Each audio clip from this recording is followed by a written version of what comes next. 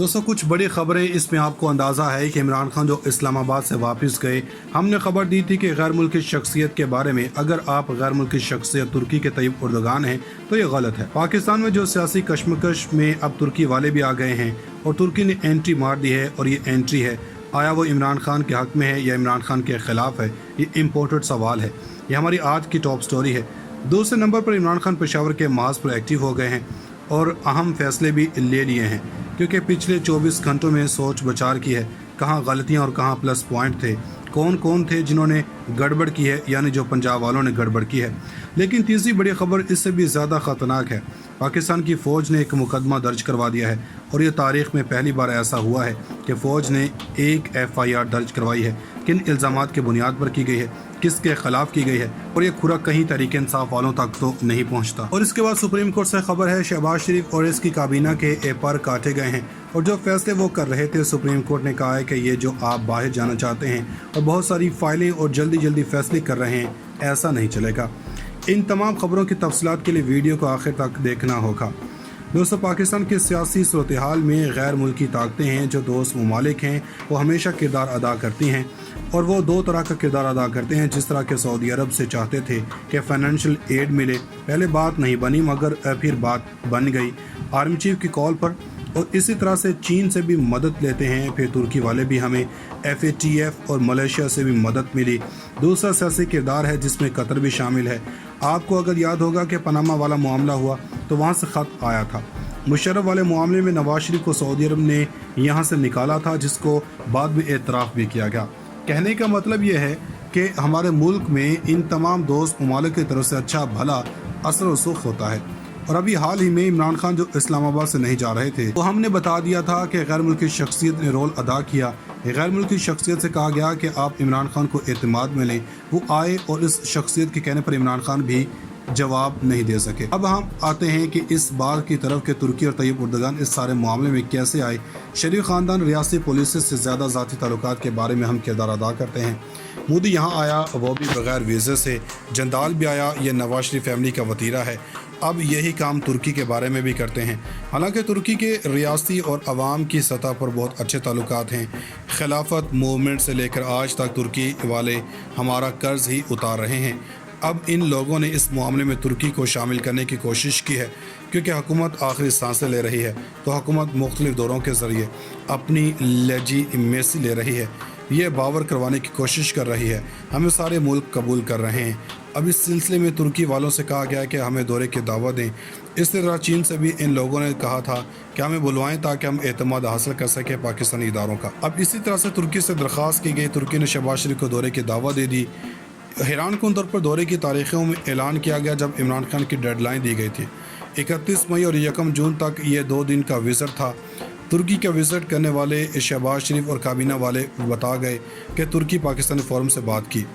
अब आते हैं इमरान खान की तरफ, जो इमरान खान बज़रिए हेलीकॉप्टर पेशावर चले गए। मर्दान के अंदर इनके PTI कारकुन की जान गई थी। वो इनके ख़ानदान से मिले, वो फ्रेश थे, वो किसी रिजल्ट से परेशान नहीं थे। अब खबरें भी आ रही हैं कि राजा परवेज़ अशरफ के सामने इलेक्शन की तारीख के हवाले से बात हुई। राजा परवेज़ अशरफ के घर में हंगामा खड़ा होगा।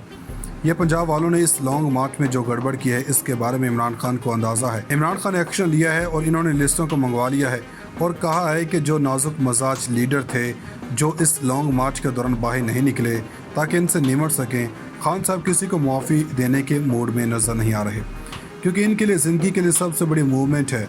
आगे खबर है कि फ़ौज से मुतालिक है। आपको अंदाज़ा है जो श्री मज़ारी हैं वो तहरीक इंसाफ के मरकज़ी रहनुमा हैं।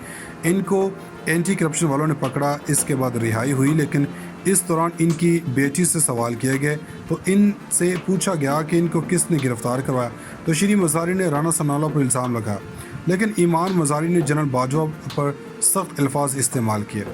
इस चीज़ को फ़ौज ने बहुत माइंड किया, और चूँकि बहुत ओपनली कहा गया, सोशल मीडिया पर सर्कुलेट करता रहा।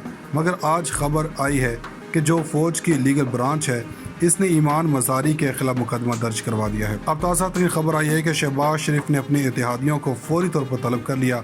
اس کا مقصد کیا ہو سکتا ہے؟ سپریم کورٹ کے 5 رکنی بینچ نے سماعت کی۔ وہاں پوچھا گیا کہ ایک تو بتائیے ECL سے نام کیوں نکلوائے گئے، ایسا کیوں کیا گیا، اس کو روکا جائے، ایسا نہیں چلے گا۔ اب ہم آتے ہیں کہ اس بات کی طرف کہ ترکی اور طیب اردگان اس سارے معاملے میں کیسے آئے۔ شریف خاندان ریاستی پولیس سے زیادہ ذاتی تعلقات کے بارے میں ہم کردار ادا کرتے ہیں۔ مودی یہاں آیا، وہ بھی بغیر ویزے سے، جندال بھی آیا، یہ نواز شریف فیملی کا وطیرہ ہے۔ اب یہی کام ترکی کے بارے میں بھی کرتے ہیں۔ حالانکہ ترکی کے ریاستی اور عوام کی سطح پر بہت اچھے تعلقات ہیں۔ خلافت موومنٹ سے لے کر آج تک ترکی والے ہمارا قرض ہی اتار رہے ہیں۔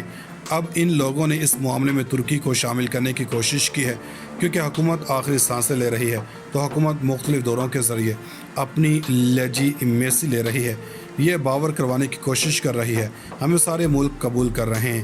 اب اس سلسلے میں ترکی والوں سے کہا گیا کہ ہمیں دورے کی دعوت دیں۔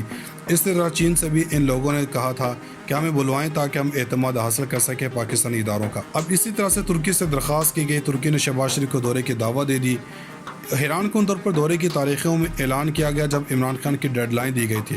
31 مئی اور 1 جون تک یہ 2 دن کا وزٹ تھا۔ ترکی کا وزٹ کرنے والے شہباز شریف اور کابینہ والے بتا گئے کہ ترکی پاکستانی فورم سے بات کی۔ اب آتے ہیں عمران خان کی طرف، جو عمران خان بذریعہ ہیلی کاپٹر پشاور چلے گئے۔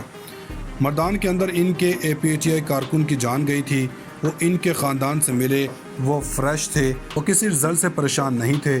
اب خبریں بھی آ رہی ہیں کہ راجہ پرویز اشرف کے سامنے الیکشن کی تاریخ کے حوالے سے بات ہوئی۔ راجہ پرویز اشرف کے گھر میں ہنگامہ کھڑا ہوگا۔ یہ پنجاب والوں نے اس لانگ مارچ میں جو گڑبڑ کی ہے، اس کے بارے میں عمران خان کو اندازہ ہے۔ عمران خان نے ایکشن لیا ہے اور انہوں نے لسٹوں کو منگوا لیا ہے اور کہا ہے کہ جو نازک مزاج لیڈر تھے جو اس لانگ مارچ کے دوران باہر نہیں نکلے تاکہ ان سے نمٹ سکیں، خان صاحب کسی کو معافی دینے کے موڈ میں نظر نہیں آ رہے، کیونکہ ان کے لیے زندگی کے لیے سب سے بڑی موومنٹ ہے۔ آگے خبر ہے کہ فوج سے متعلق ہے، آپ کو اندازہ ہے جو شری مزاری ہیں وہ تحریک انصاف کی مرکزی رہنما ہیں، ان کو اینٹی کرپشن والوں نے پکڑا، اس کے بعد رہائی ہوئی، لیکن اس دوران ان کی بیٹی سے سوال کیے گئے تو ان سے پوچھا گیا کہ ان کو کس نے گرفتار کروایا، تو شری مزاری نے رانا ثناءاللہ پر الزام لگایا، لیکن ایمان مزاری نے جنرل باجوہ پر سخت الفاظ استعمال کیے۔ اس چیز کو فوج نے بہت مائنڈ کیا اور چونکہ بہت اوپنلی کہا گیا، سوشل میڈیا پر سرکولیٹ کرتا رہا، مگر آج خبر آئی ہے کہ جو فوج کی لیگل برانچ ہے اس نے ایمان مزاری کے خلاف مقدمہ درج کروا دیا ہے۔ اب تازہ ترین خبر آئی ہے کہ شہباز شریف نے اپنے اتحادیوں کو فوری طور پر طلب کر لیا۔ اس کا مقصد کیا ہو سکتا ہے؟ سپریم کورٹ کے 5 رکنی بینچ نے سماعت کی۔ وہاں پوچھا گیا کہ ایک تو بتائیے ECL سے نام کیوں نکلوائے گئے، ایسا کیوں کیا گیا، اس کو روکا جائے، ایسا نہیں چلے گا۔